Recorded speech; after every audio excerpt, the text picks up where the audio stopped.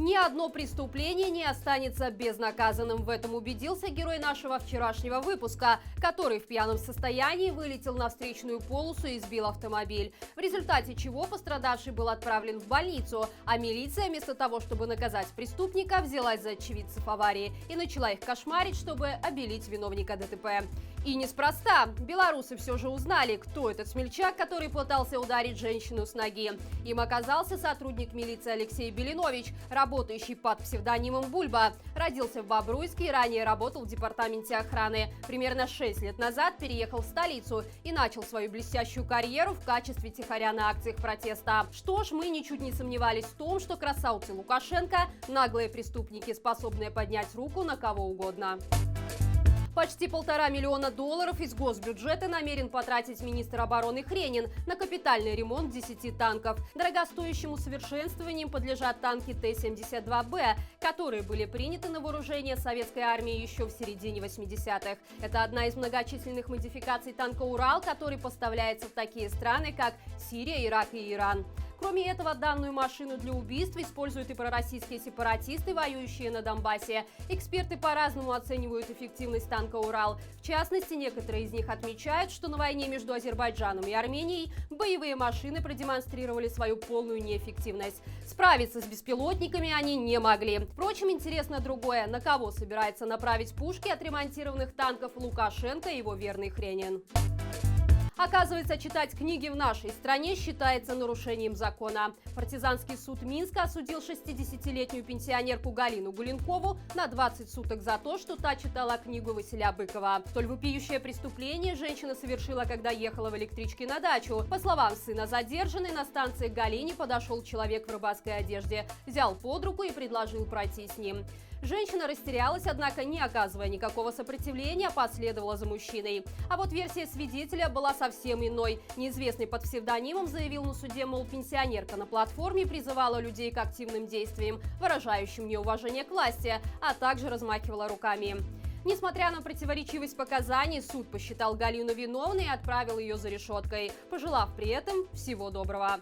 На вопрос сына Галины о том, нормально ли то, что пожилой больной человек спит без матраса, судья заявил, что это не в его компетенции.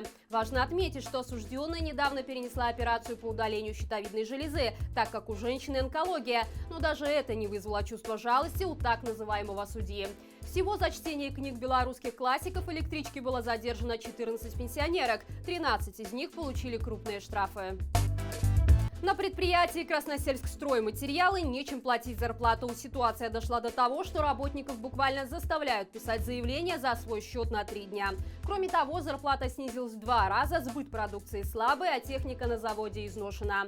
В этом месяце работникам выдали аванс всего по 50-70 рублей. Людей такая сумма не устроила, и те начали жаловаться и поднимать вопросы о забастовке. Видимо, это очень сильно напугало руководство, и оно все же выплатило еще по 50 рублей каждому. Вот уже много лет «Красносельскстройматериалы», Кричев цемент на шифер и цементный завод в Костюковичах уверенно занимают не последнюю строчку в рейтинге самых убыточных предприятий страны. В 2019 году на погашение их долгов государство потратило $1 миллиард. И вместо того, чтобы наконец разрешить приватизацию предприятий, а некоторые и вовсе оставить в прошлом, нелегитимные предпочитает тратить из наших карманов огромные деньги на их поддержание, чтобы создавать видимость социальной защиты населения. Мужчина отказался снимать БЧБ-флаг со своего балкона, и за это силовики угнали его машину. Такие события развернулись прошлой ночью в квартале Пирс в столичной Ратынке. На место, где был вывешен символ белорусского сопротивления, согнали кучу спецтехники. Впрочем, добраться до флага было не так-то просто. Жители дома попытались довести до неизвестных, которые терроризируют их район, что такие меры – это откровенное днище.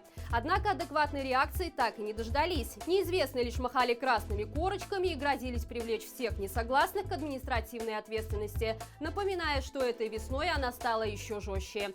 Не имея возможности добраться до протестной символики, силовики подогнали эвакуатор и просто угнали в неизвестном направлении машину хозяина флага. Но и на этом история не закончилась. Сегодня утром милиция приехала в Пирс уже с вышкой. Не дожидаясь, пока в его квартиру вломится через балкон, мужчина снял флаг. А вот самих бойцов в свою квартиру пускать наотрез отказался. В отместку за это они обесточили его жилище. К сожалению, такие ситуации становятся обыденностью в нашей стране. Те, кто по закону обязан защищать граждан от любого беспредела, уже не раз пробили то самое днище и теперь занимаются откровенным рэкетом.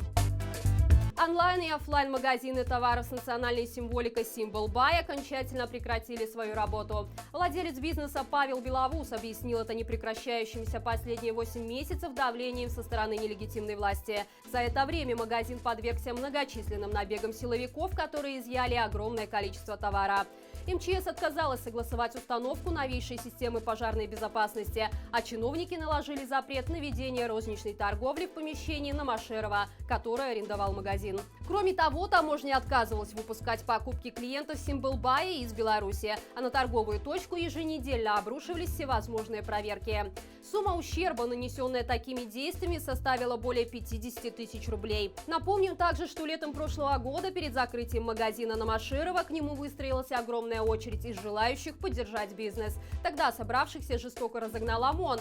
Было задержано около 20 человек. Несмотря на то, что режим фактически сумел добить Symbol Buy, люди, которые вложили душу в этот проект, уверены, что он сумеет воскреснуть.